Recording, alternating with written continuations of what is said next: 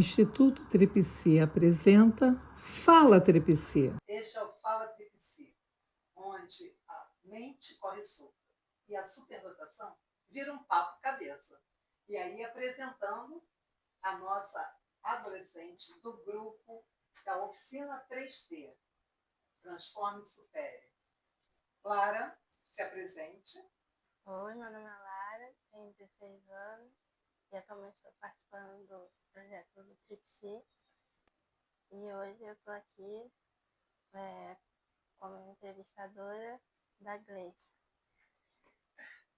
Meu nome é Gleice, eu tenho 33 anos, sou cientista ambiental, trabalho na Secretaria do Ambiente de Guapimirim, com comunicação e eventos, e tenho diagnóstico de dupla excepcionalidade tardio.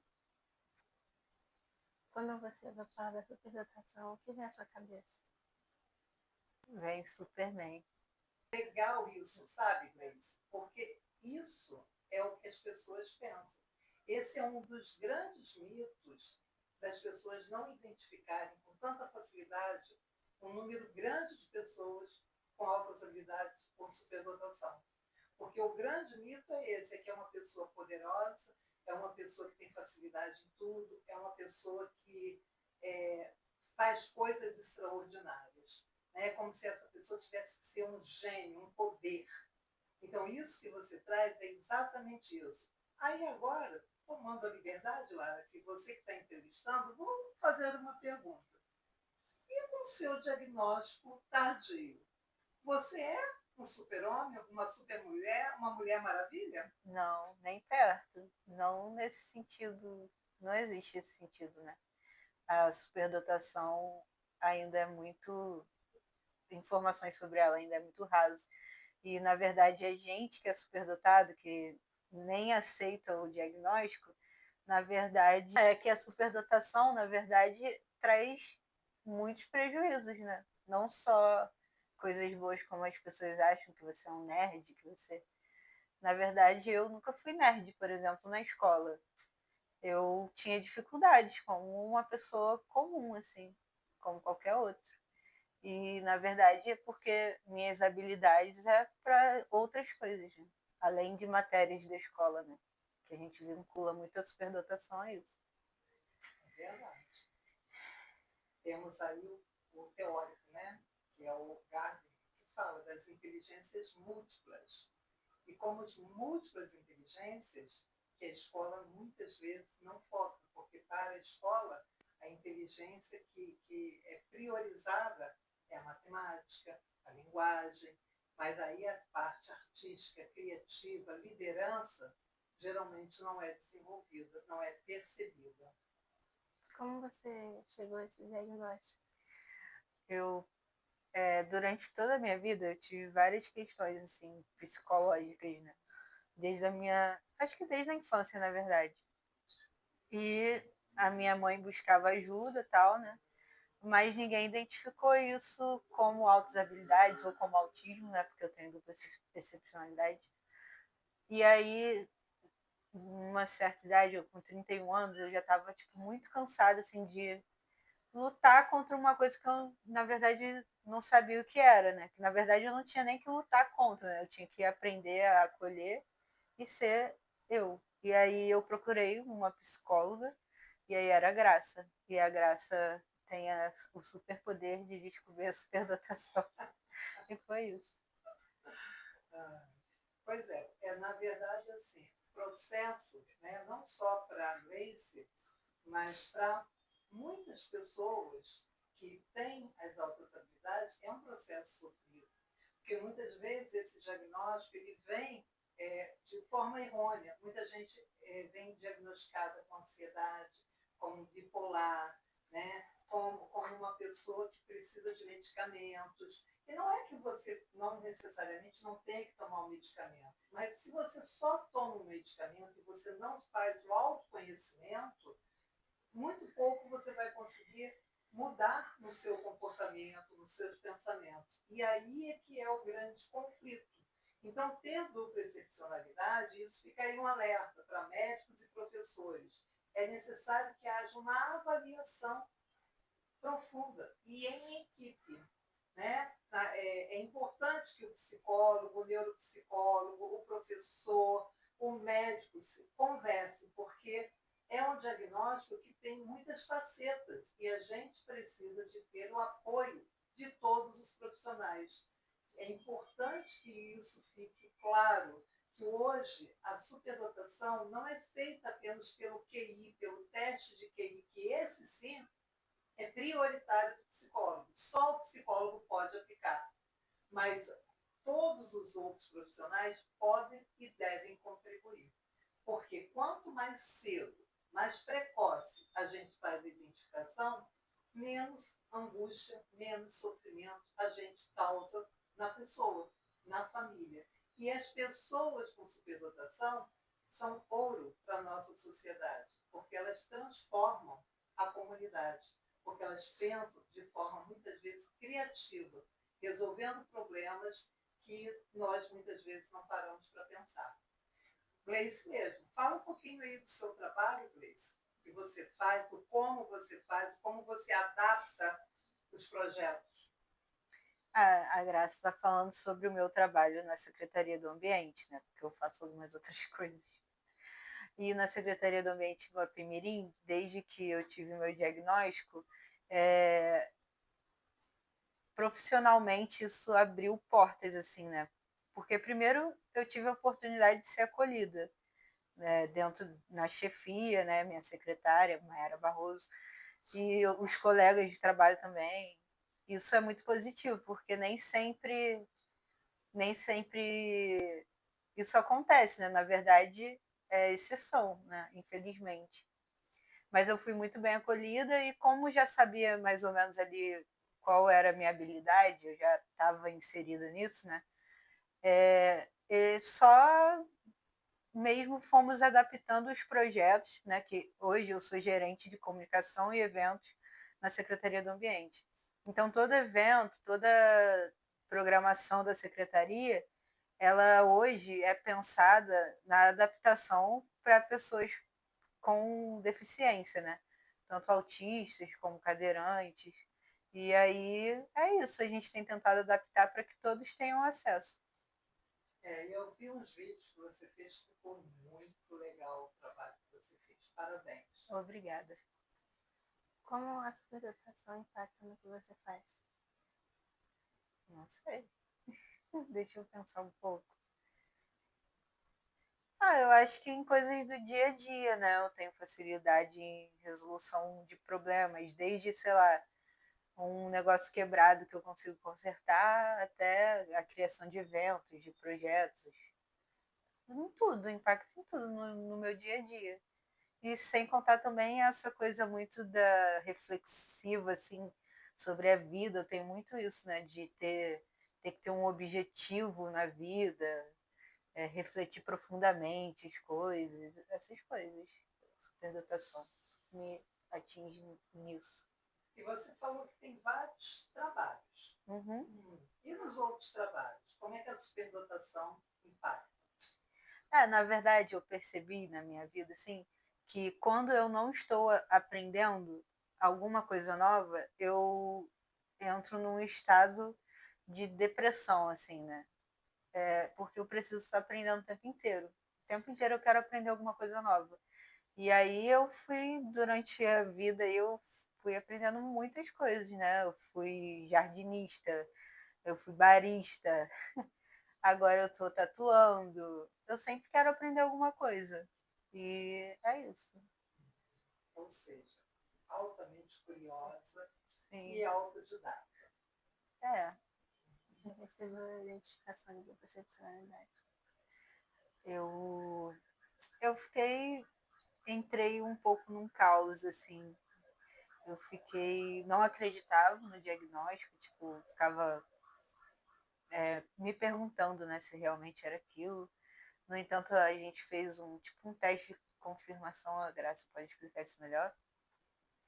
E eu não aceitava, assim, porque quando alguém fala para você assim, você tem depressão, aí você pensa, tudo bem que é uma doença também que você vai estar sempre ali cuidando daquilo para você não voltar, né, a estar numa depressão profunda. Mas quando você fala sobre autismo, sobre altas habilidades, é uma coisa que não tem cura, sabe? Então, tipo, isso me deu um pouco de desespero, porque eu estava numa fase muito ruim da minha vida, e aí isso me fez pensar assim, caraca, eu nunca vou sair disso. Será que eu vou viver eternamente assim, já que o que eu tenho não tem cura? E aí foi isso, aí eu tive crises muito intensas, né? Foi mais ou menos isso. E como é que está hoje? Você já tem esse diagnóstico há um tempo. 2 anos. Pois é. Então, como que você hoje vê esse diagnóstico? Como que eu vejo? Então, foi da mesma forma que foi nesse ponto ruim, assim, foi muito positivo porque eu nunca, eu não me sentia encaixada em lugar nenhum. Eu tinha muitos questionamentos sobre a vida, eu não me achava, assim, não me encontrava em grupos específicos. Eu estava em vários grupos, mas eu não me identificava. E aí me deu esse refrigério, assim, essa coisa. Ai, graças a Deus alguém me entende, sabe? Eu sou parte de alguma coisa, né? E me deu alívio, sabe? De me descobrir, né? Descobrir quem eu sou. E esse cordão aí, qual é dele? Então, esse cordão é uma identificação, né? De esse lado aqui é sobre o autismo e o outro lado são transtornos invisíveis. Que as pessoas geralmente têm essa ideia de que você ser autista, você tem algum transtorno mental? Pode falar mental? Transtorno. Alguns têm, nem todos os autistas têm problemas mentais em termos cognitivos, né? Eu posso falar como então? Transtorno. Você tem um transtorno, você tem tipo uma cara de autista, uma cara de bipolar. Não existe isso, né? Hoje a gente já sabe que isso é um estereótipo formado pela sociedade. Então, o cordão é para eu me identificar, porque eu posso ter crises, pode acontecer alguma coisa e facilita, né? Esse aqui é o Cipiteia de São Gonçalo. É pelo município que faz esse aqui. E aí, aqui tem meu laudo no QR Code, tem meu nome e o laudo aqui do psiquiatra mesmo, né? O CID, que é o transtorno. Aí algumas informações necessárias. Ela falou do laudo do psiquiatra, né? E uma coisa que é muito importante, que eu não posso deixar de falar, o laudo com CID é porque ela tem a dupla excepcionalidade. Então, quando você tem uma dupla excepcionalidade, você sempre vai cair dentro do Código Internacional de Doença. Por quê? Porque quando você tem só altas habilidades ou superdotação, não existe CID. Por quê? Porque altas habilidades ou superdotação não é doença. É um modo de ser. Então é importante que assim, a gente aqui hoje, nesse episódio, nós estamos falando sobre a dupla excepcionalidade. Né? Então, por isso que existe esse laudo. E é necessário sim, porque isso é como a pessoa vai ter todos os seus direitos assegurados. Agora, não podemos achar que a pessoa com altas habilidades de superdotação vai ter um sítio. Isso não existe, tá bom? Fica a dica aí para todo mundo. A pergunta é, como é que foi para você ir atrás desse cordão, desse comprovante aí, essa carteirinha? Como é que foi? Na verdade, ela vem de uma necessidade de segurança, assim, né? Por conta das crises, por conta das coisas que geram ser autista, né? E mas eu preciso falar que assim, socialmente é muito ruim. Por exemplo, eu sou uma pessoa que não gosta de chamar atenção. E usar o colar às vezes chama muita atenção. E você vê, eu vou falar isso, tá? Porque eu sei que é meio ó, mas a verdade é essa, que chama a atenção das pessoas e você vê olhares de desaprovação, sabe? Principalmente por eu falar bem, conseguir me comunicar de forma esperada, assim, né? E só que para mim é muito difícil usar o cordão. Eu não me sinto à vontade para usar e eu sei que muitos autistas também não se sentem por conta dessa percepção da sociedade de que a gente que não tem cara de autista, né, que segundo eles existe um tipo de cara para autista, tá usando é como se essa questão da galera achar que hoje tudo é diagnóstico, tudo não é bem assim, né? Seria uma forma de proteção, de segurança, mas às vezes a gente prefere não usar para evitar olhares assim. Laudas foi mais difícil para você? Então, eu acho que é superdotação, altas habilidades de superdotação, porque ainda tem pouca coisa sobre isso, sabe?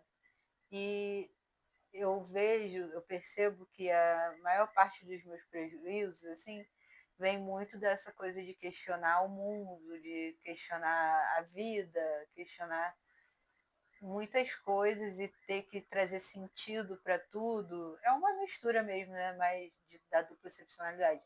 Mas eu acho que vem mais das altas habilidades, né? Essa coisa, assim. E isso é o que me traz prejuízo hoje, sabe? Momentos ruins, assim, quando você tem altas habilidades, você questiona muito tudo, né? E às vezes você não tem resposta, porque a gente não tem resposta para tudo. Aí você tem que fazer terapia. E tem uma coisa, né? A pessoa, quando tem uma dupla excepcionalidade com a superdotação, ela acaba aprendendo a mascarar muitos sintomas, o que faz com que as pessoas ao redor dela muitas vezes nem percebam com facilidade as dificuldades. Percebe-se mais assim, fala pra caramba, vai lá, fala super bem, como é que ela é, como é que ela tem dupla excepcionalidade, pô, desenha pra caramba, é tatuadora, faz projetos maravilhosos na secretaria, como é que ela tem dupla excepcionalidade? Porque não entende que isso é um mascaramento e uma aprendizagem dolorosa. Porque, para os neurotípicos, aprender a se comportar é natural. Para a pessoa com dupla excepcionalidade, quando tem as altas habilidades, é observar para repetir. Ela não faz naturalmente. Ela precisa de um treino, onde, na verdade, ela está se autotreinando sozinha. Então, ela acaba sofrendo em dobro, porque não tem quem esteja ao lado mostrando para ela o melhor caminho, o como lidar com esse processo de angústia. É bem por aí, né? Sim, e é porque os prejuízos de um autista, no caso, nível 1 de suporte, né, ele é quase que invisível para quem não convive, tipo, diretamente mesmo. Estou falando diretamente no trabalho, não é isso. Estou falando diretamente quem mora com você, sua mãe, seu pai, sua esposa, seu esposo, entendeu? Que são pessoas que vivenciam o dia a dia com você e sabe das suas dificuldades, sabe dos seus desafios, entendeu? E as outras pessoas que vivem superficialmente com você, elas vão pensar isso, pô, mas você fala tão bem, mas você não sei o quê. Só que elas não entendem a dor que isso gera e até mesmo hoje a gente fala, a gente sabe, entre autistas nível 1 de suporte é maior do que de neurotípicos, assim. Então, assim, você tem a compreensão da vida, você tem a compreensão do que é necessário, mas você tem muita dificuldade sobre aquilo. Eu socializo muito bem, aparentemente, né? Eu sei me colocar, eu sei falar, eu sei a postura que eu tenho que ter. Tudo isso eu aprendi observando as pessoas. E só que não é assim, sabe? No dia a dia eu tenho crises muito intensas de autoagressão, eu tenho crises que precisa chamar o meu pai, porque eu uso muito a força, faço as coisas voarem. Então preciso de uma ajuda mais forte, assim, né? É isso, no dia a dia as coisas são bem difíceis. A realidade não é essa que as pessoas veem assim bonitinha, fala, sabe se comunicar, sabe se comportar, sabe, sei lá, desenhar, sabe escrever, mas o sofrimento e a dor só sabe quem vive ali com você no dia a dia. Não sei se falaram ou entendi. Mas o que é dupla excepcionalidade? Ah, legal. Você quer falar? Não. Eu vou falar de uma forma assim que é meio simples, né? Meio simplista. Que é, de um lado, você tem um desenvolvimento neurológico, né? Tipo, uma coisa que faz você desenvolver muito. E, por outro lado, você tem, tipo, prejuízos mesmo, né? Que aí esse desenvolvimento é visto por conta das altas habilidades. E esses prejuízos por conta do autismo. Mas eu em outra gravação da live, eu falei que eu não concordo muito com isso. E por que eu não concordo muito com isso? Porque assim como as altas habilidades não é só prejuízo, tem coisas positivas, o autismo também não é só prejuízos, entendeu? Tem coisas positivas, né? Mas a gente tem esse olhar porque, na verdade, o mundo não está pronto, entendeu? Era só o quê? Você é desse jeito? Tudo bem, você pode ser desse jeito. Inclusive, essa é uma questão sobre quando a gente, crianças assim que têm o diagnóstico recente, logo, né, logo na infância, essas crianças são, entre aspas, tá, treinadas para viver em sociedade, quando na verdade o certo seria a sociedade e aprender a conviver com os diferentes. Porque na verdade, todo mundo é diferente, ninguém é igual a ninguém, entendeu? Então o certo seria esse, na minha concepção. Mas a gente ainda se comporta, vive como se tudo fosse um prejuízo e já me perdi. Mas E a gente tivesse que estar sempre se encaixando. Uhum. Né? Mas a dupla excepcionalidade não acontece só com autismo. Né? Toda vez que você tem uma pessoa com altas habilidades ou superdotação e algum outro tipo de comorbidade, pode ser com ansiedade, pode ser com bipolaridade, pode ser com uma dificuldade de aprendizagem, as pessoas não sabem, mas existe a dupla excepcionalidade onde a pessoa é superdotada em áreas produtivas, criativas, mas na escola tem dificuldade para ler, para escrever, para aprender. Ou pode ser com uma depressão. Então, assim, é dupla, porque tem duas condições. Tem a boa, aí a boa tem a consequência. Eu não colocaria como boa, porque como a Grace mesmo colocou, a superdotação também tem os seus momentos de conflitos e de prejuízos. Imagina, eu sou uma pessoa muito curiosa e sou um autodidata. E aí eu quero aprender sobre tudo. Mas com isso eu acabo me isolando porque eu acabo perdendo o desejo de me relacionar com as pessoas. Então isso passa a ser um prejuízo. Por mais que tenha ali embutido a curiosidade, na medida em que eu não consigo administrar essa curiosidade e saber que existem momentos para, eu acabo tendo prejuízo. Então, porque senão a gente fala assim, como se uma coisa fosse boa, a outra fosse ruim. E esse tipo de pensamento é o que a gente tem que cortar na nossa sociedade para que a inclusão realmente aconteça. Sim.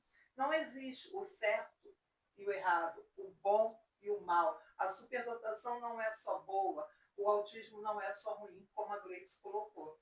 Nós temos que quebrar esse tipo de pensamento. Isso é uma perspectiva da sociedade mesmo. É isso que eu até quero falar assim, porque eu falo de uma perspectiva de uma pessoa nível 1 de suporte.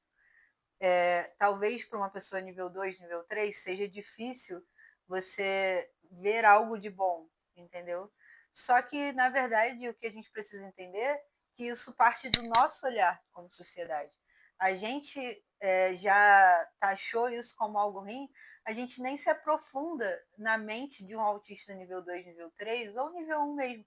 A gente não se aprofunda para saber realmente o que aquela pessoa pensa, onde ela está vivendo, onde a mente dela está, sabe? A gente já taxou ali que aquilo é ruim, pronto, acabou, entendeu? É ruim porque o comportamento é violento, é ruim porque a pessoa não interage socialmente, é ruim porque não fala, mas tá bom, é ruim, porque foge do normal, da normalidade que a gente está acostumado. Mas e se houver algo ali que a gente possa entender que para aquela pessoa ali faz sentido, entendeu? Não é porque ela é nível 2, nível 3, que aquilo ali é totalmente ruim. É ruim aos nossos olhos, aos olhos de uma sociedade neurotípica. Perfeito. E aí, você que está aqui nos ouvindo, participando com a gente desse episódio, se identificou com alguma fala da Gleice? Se não se identificou, mas conhece alguém que lembrou de alguém, compartilhe esse vídeo aí. E volte para nos seguir, porque teremos outros episódios. Agosto, mês da superdotação, estaremos juntos, fazendo várias entrevistas falando sobre o que é a superdotação. Obrigada pela sua participação. Obrigada. Segue a gente no Instagram, @Instituto Tripsi. Também estamos no TikTok, como disse, algumas dancinhas, cortes Tripsi. E o canal do YouTube, Instituto Tripsi. Esperamos por vocês.